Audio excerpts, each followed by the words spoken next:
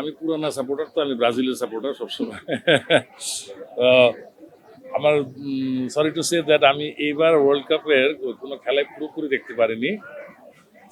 আমি ব্রাজিলের ফার্স্ট গেমটা মরক্কোর এগেন্সটে ছিল মনে হয়, ওটা মনে হয় সেকেন্ড হাফ দেখেছিলাম।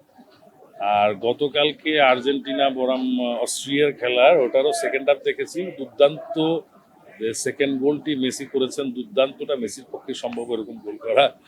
সো তার প্রতিও আমার খুব পছন্দের একজন প্লেয়ার লিওনেল মেসি। তো আসলে দেখা হয়নি যেন পুরো ব্যাপকভাবে কিছু বলতে পারছি না। তো নির্বাচনটা গেলে চেষ্টা করবো দু একটা খেলা দেখার। তখন এত বেশি ব্যস্ত থাকে আর ন্যাশনাল টিমের খেলা হয়তো কিছুটা কম থাকে তাদের, যাতে একত্রিত হয়ে তারা ওই টোটাল পারফরমেন্সটা মানে ইউনাইটেডলি পারফরমেন্সটা একসাথে গুছায়। প্রথম ম্যাচে একটু কম হয়েছিল, দ্বিতীয় ম্যাচে আমরা কিছুটা ছন্দ পেয়েছি। আমি আশা করছি এবং আমি বিশ্বাস করছি যে পরবর্তী ম্যাচে আরো সুন্দর পারফরমেন্স আমার ব্রাজিলের চোখে দেখবে। রোনালদো, যিনি 9 নম্বর জার্সিতে খেলতেন ব্রাজিলের, উনি গোল স্কোরার অসাধারণ।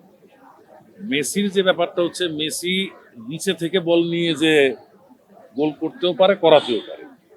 রোনালদো ছিলেন উনি স্কোরার, ওনার এরিয়ার ভিতরে বল পেলে সেটা স্কোর করতেন উনি। আর মেসি হচ্ছে নিজে ক্রিয়েট করে নিয়ে যায় এবং গোল করা এবং গোল করে।